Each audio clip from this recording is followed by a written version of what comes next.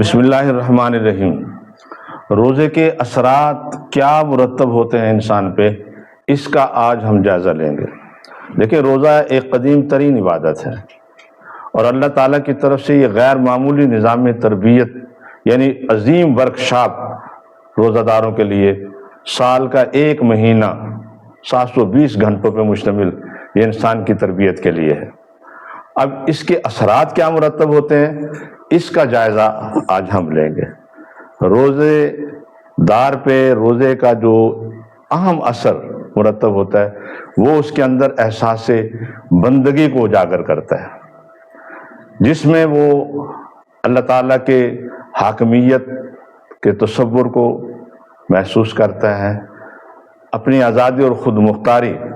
سب اللہ کے سپرد کرتا ہے۔ اپنے بندے ہونے کا احساس جتنا اس کے اندر مضبوط ہوتا چلا جائے گا اتنا ہی وہ اللہ تعالیٰ کی قرب اسے حاصل ہوتا چلا جائے گا۔ حاکمیت اعلیٰ کا تصور بالفعل وہ تسلیم کرتا ہے، اللہ تعالیٰ کے ہاں سرنڈر کر دیتا ہے اپنے آپ کو، اللہ کی بارگاہ کے اندر اپنے آپ کو احساس بندگی کے نتیجے میں وہ ایک مضبوط انسان بن کے سامنے آتا ہے۔ اور ایک بندے میں دو قسم کے رویے ہیں جس کا تذکرہ قرآن پاک میں بھی ہے اور علماء کرام بھی اس کو بڑی تفصیل کے ساتھ بیان کرتے ہیں کہ ایک رویہ تو یہ ہے کہ انسان خود کو اللہ کا بندہ سمجھے اور خود کو اللہ کے ہاں جواب دہ تصور کرے، اور دوسرا رویہ یہ ہے کہ آدمی یہ سمجھے نہ اللہ اس کا حاکم ہے اور نہ وہ کسی کو جواب دہ ہے، اور وہ اپنے اعمال میں کسی کو اس نے کوئی حساب کتاب نہیں دینا۔ اب یہ جو دو رویے ہیں، دو طرز عمل ہیں، ان میں ایک کا ذکر فجور کے حوالے سے آیا ہے اور ایک کا ذکر تقوی کے حوالے سے آیا ہے۔ فَأَلْهَمَهَا فُجُورَهَا وَتَقْوَاهَا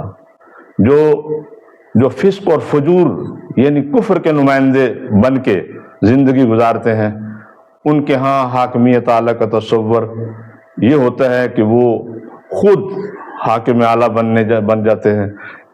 اور خود ہی اپنے آپ کو ایک ایسی دلدل میں پھنسا کے، اور یہ شروع دن سے اس طرح چلا آ رہا ہے۔ فسق و فجور کے حامل لوگ آدم علیہ السلام سے لے کے عیسیٰ روح اللہ تک ہر دور کے اندر یہ طرز عمل رہا ہے کہ ان کے ہاں حاکمیت اعلیٰ کا جو تصور ہے وہ نہیں ہے جو ایک روزہ دار کے دل میں راسخ ہوتا ہے کہ وہ اپنی بندگی کے نتیجے میں اپنے اللہ کو حاکم اعلیٰ تصور کرتا ہے اور اللہ تعالیٰ کے ہاں ہی اپنے آپ کے سارے اختیارات اسی کے ہاں، اسی کے کہنے پہ، اسی کے سامنے سرنڈر کر جاتے ہیں۔ اور احساس بندگی کا لازمی نتیجہ اطاعت میں ہے، وہ اطاعت الہی جو ہے وہ نتیجہ ہے، احساس بندگی کا لازمی نتیجہ اطاعت ہے۔ پاک میں ہے سورہ زمر میں الا للہ الدین الخالص، کے لیے اطاعت کو خالص کرتا ہے، خالص مخلص ہو کے مخلصیت کا منبع بنتا ہے، وہاں پہ اسے اطاعت۔ اور ایک دوسری جگہ پہ ہے کہ وما امروا الا لیعبدوا اللہ مخلصین لہ الدین، یہ سورہ البینہ ہے۔ اس کا خلاصہ یہ ہے، اس کا مفہوم یہ ہے کہ انسان صرف اللہ کی بندگی کرنے پہ مامور ہے، اور یہ اسلام کی جنگ اسی بات پہ ہے کہ جو اطاعت الہی کے خوگر ہیں وہ طبقہ اس اللہ کی اطاعت سے ہٹا کر وہ اپنی اطاعت کی طرف لے کے آتے ہیں۔ ان کے اندر سب سے بڑا یہ جذبہ ہوتا ہے، ان کا مطالبہ یہ ہوتا ہے کہ وہ خداوند عالم کی اطاعت میں حصہ دار بننے کی کوشش کرتے ہیں۔ وہ ان کے ذہن میں یہ بات ہوتی ہے کہ یہ خداوند عالم کی اطاعت کی بجائے صرف اس بندے کی اطاعت کرے۔ انسان جب خدا بننے کا سوچتا ہے اور بندوں پہ حکمران بننے کی سوچتا ہے، اس کے اندر یہ ساری باتیں خدا سے دوری کی اس کے اندر، لیکن روزہ جو ہے اپنے بندے کو، اپنے روزہ دار کو اس طرف لے کے آتا ہے، ایمان والو تم پہ روزے فرض کیے گئے ہیں، تم سے پہلوں پہ بھی فرض کیے گئے تھے، اس لیے کہ یہ تمہاری تربیت کا حصہ ہے اور اس کا لازمی نتیجہ تقویٰ ہے، اور تقویٰ ہی انسان کی تربیت کا پہلو کہ وہ جس میں اللہ کے احساس بندگی میں ڈوبتا ہے اور اس کے نتیجے میں وہ اللہ تعالیٰ کی اطاعت کی طرف آتا ہے۔ اللہ کی اطاعت تمام اطاعتوں پہ غالب آتی ہے اور ایسا اسے کرنا چاہیے۔ اللہ تعالیٰ فرماتے ہیں کہ اپنے اس اطاعت الہیہ کے جذبے کو اتنا مضبوط کرے، پھر کسی اور کی اطاعت اللہ کی اطاعت کے ماتحت تو ہو، اللہ کا فرما بردار بن کے تو وہ زندگی گزارے، اور اپنے نفس کو ہر لمحے یہ احساس دلائے کہ ہم اللہ کے بندے ہیں، ہمیں رسول اللہ صلی اللہ علیہ وآلہ وسلم اللہ کے حکم کے مطابق، ہم اللہ تعالیٰ الہیہ کے ماتحت ہم رسول اللہ صلی اللہ علیہ وسلم کی اطاعت کے پابند ہیں۔ اللہ تعالیٰ ارشاد فرماتے ہیں وَقَاتِلُوهُمْ حَتَّى تَكُونَ فِتْنَةٌ وَيَكُونَ الدِّينُ كُلُّهُ لِلَّهِ، کہ لڑتے رہو ان سے یہاں تک کہ فتنہ باقی نہ رہے اور دین پورے کا پورا اللہ کے لیے ہو جائے۔ کون سی لڑائی کرنی ہے؟ اللہ کی اطاعت میں خالص ہونا ہے، اس کی فرما برداری میں خالص ہونا ہے۔ جب اللہ تعالیٰ کی اطاعت کی بات کریں گے، فرما برداری کی بات کریں گے، وہ لوگ جو خدا بنے بیٹھے ہیں انہیں تو تکلیف ہوگی۔ آقا کریم صلی اللہ علیہ وآلہ وسلم کی ذات بابرکات سے ہمیں یہی چیز تو نظر آتی ہے۔ آپ نے یہی تو لوگوں کو کہا کہ لوگوں آؤ اس اللہ کی اطاعت کرو جو ہمارا حقیقت میں خالق ہے، جو ہمارا رب ہے، وہی ہمارا بادشاہ ہے، ہم نے اسی کا حکم ماننا ہے اور وہی معبود برحق ہے۔ یہ تین باتیں جو سورہ الناس کے اندر موجود ہے، قل اعوذ برب الناس، پناہ مانگتا ہوں رب کی، مالک الناس انسانوں کے بادشاہ کی، الہ الناس انسانوں کے معبود کی، یہ اللہ کے رب ہونے کی، اللہ کے معبود برحق ہونے کی اور اللہ کے بادشاہ ہونے کی اگر تصور راسخ ہو جائے تو پھر سوائے اللہ کی اطاعت کے پھر کسی اور کی اطاعت آپ کے اندر کوئی اہمیت نہیں رکھے گی۔ تمام اطاعتیں اللہ کی اطاعت کے تحت آپ قبول کریں گے اور پھر فرما برداری اس کی آپ کریں گے، اس کے فرما بردار رہیں گے جس کا حکم خداوند عالم نے آپ کو دیا ہوگا۔ آپ اپنے اختیارات کو،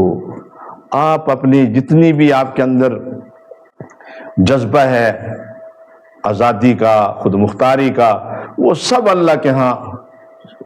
سرنڈر کر دیں گے۔ یا اللہ اب تو ہی میرا مالک و مولا ہے، میں نے تیرے کہنے پہ ہی، تیرے حکم کے مطابق ہی میں نے اپنی زندگی کو گزارنا ہے۔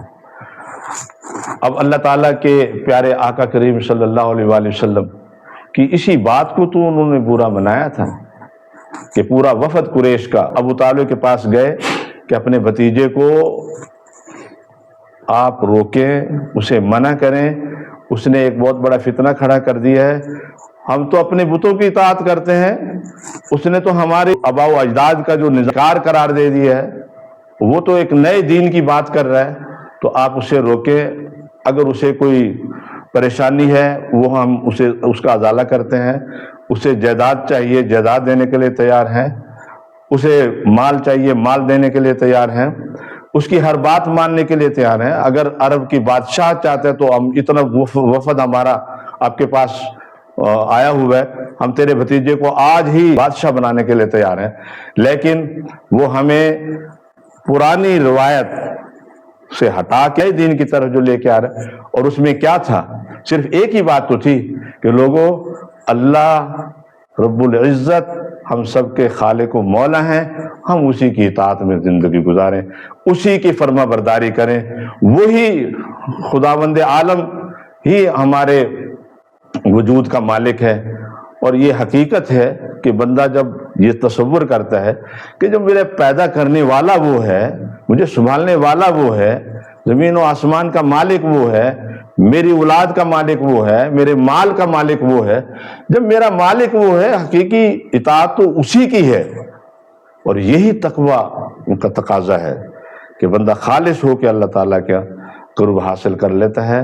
اور اللہ پاک کی بارگاہ کے اندر وہ سرخرو ہوتا ہے۔ تقویٰ کے بارے میں تو یہ ہے کہ آپ کا رب آپ کو وہاں دیکھے جہاں وہ تجھے دیکھنا چاہتا ہے، اور تیرا رب تجھے وہاں نہ پائے جہاں وہ تجھے نہیں دیکھنا چاہتا۔ اب قریش کی ساری گفتگو سننے کے بعد ابو طالب نے حضور صلی اللہ علیہ وآلہ وسلم کو بلا کے کہا کہ یہ تمام لوگ پریشان ہیں آپ کی وجہ سے، اور آپ کا اس کے بارے میں کیا رویہ ہے؟ تو آپ نے فرمایا کہ چچا حضور، وہ جب تک میں زندہ ہوں میں اپنے اس کام سے باز نہیں آؤں گا، لوگوں کو اللہ کی اطاعت میں داخل کروں گا، لوگوں کو عقیدہ توحید ان کے دلوں میں راسخ کروں گا، ان کو بتوں سے ہٹا کے اور دوسرے خداؤں سے ہٹا کے صرف ایک خدا کی حاکمیت میں انہیں لے کے آنے والا کام میں کسی قیمت میں نہیں چھوڑوں گا۔ میں اپنے دم تک، اپنی زندگی میں بھی اور اپنے مرتے دم تک میں اس کام سے باز نہیں آؤں گا، چاہے میرے ایک ہاتھ پہ چاند رکھ دیں، میرے دوسرے ہاتھ پہ سورج رکھ دیں،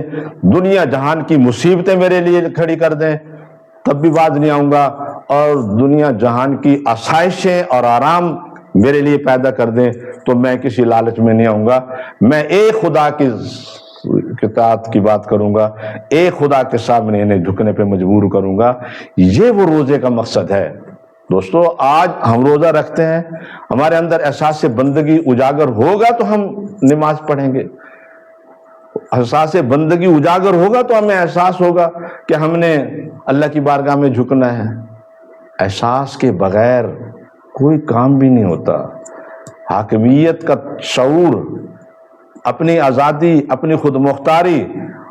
اللہ کے آگے بالفعل ہم تسلیم کر لیں گے، اور یہ اسلام کی جان ہے